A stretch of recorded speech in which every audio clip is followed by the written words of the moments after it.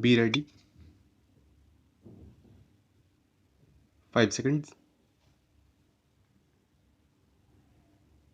Start. It was suggested by the Commission that there should be a separate department for the scheduled tribes.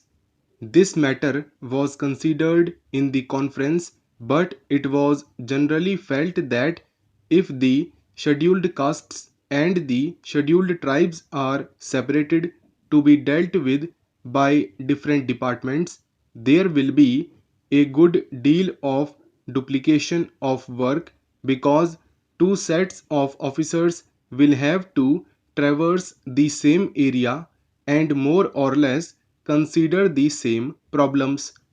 It was therefore the unanimous opinion of the Conference of State Ministers that one department should deal with the problems of the scheduled castes and the scheduled tribes, and it was also agreed that there should be a separate directorate for the same.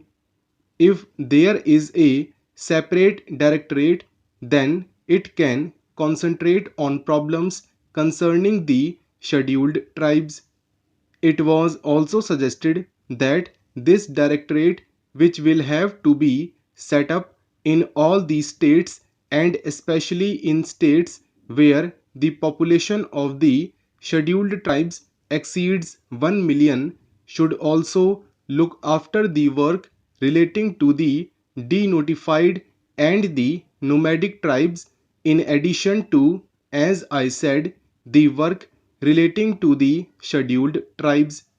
The conference was in favor of having tribes advisory councils to advise on the protection and development of the scheduled tribes in all the states and union territories, whether they have scheduled areas or not. The House, I am sure, is aware that there are scheduled areas and non scheduled areas. Even in non scheduled areas, a large number of scheduled tribes live, but for the special programs, we have decided to concentrate on the scheduled areas first. I shall come to that point later on, but I am merely mentioning that the scheduled tribes live both in scheduled areas and in non scheduled areas.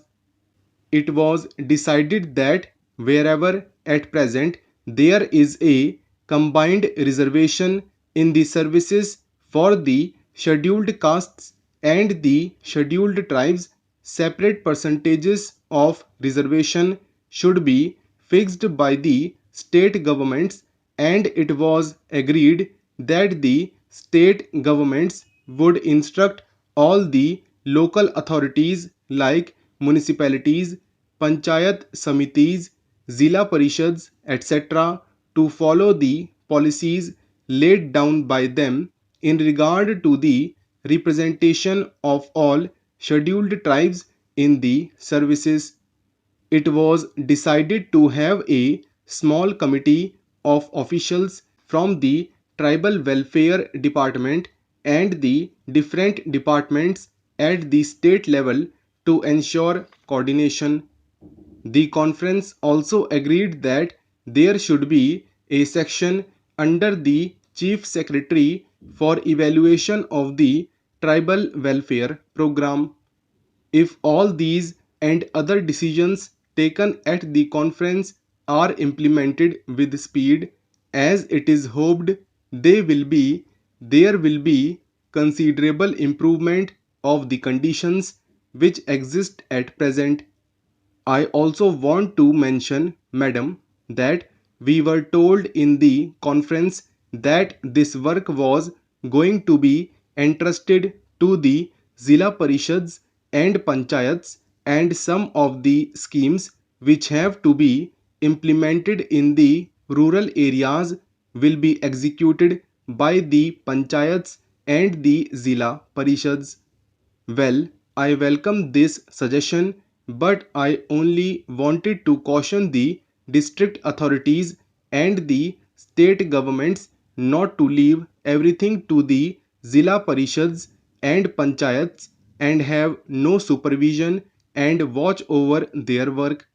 My fear is that because this will be a new work for them, they may not be able to bestow enough attention to the problems of the schemes concerning the scheduled tribes. They will have many other things to do. So, it would be necessary that the district authorities should keep constant watch and they should function as the friend and guide of the panchayats and the Zilla Parishads. Madam, there are two major schemes in respect of the scheduled tribes in the central sector of the program, which are controlled by the Ministry of Home Affairs and on which the entire expenditure is borne by the Government of India. These are the scheme of tribal development blocks and the scheme relating to promotion of cooperation among the scheduled tribes, particularly in the form of forest laborers, cooperative societies, and labor contract societies. The Ministry of Home Affairs appointed a special working group on cooperation about a year ago and its report is expected shortly. That group will make detailed recommendations regarding the organization and structure of the society and other matters pertaining to the cooperative movement in areas predominantly inhabited by the scheduled tribes. We hope that on the basis of the working group recommendations, it will be possible to energize and expand the cooperative movement in tribal areas and that the cooperatives will become the effective instruments for promoting the economic development of those areas. The other program, which is the major one and in which a great deal of interest is being evinced by the tribals themselves, is the program of tribal development blocks. The Commission have recommended that all tribal areas, whether they are scheduled areas or not, with a concentration of tribal population exceeding 50% should be brought under the tribal blocks.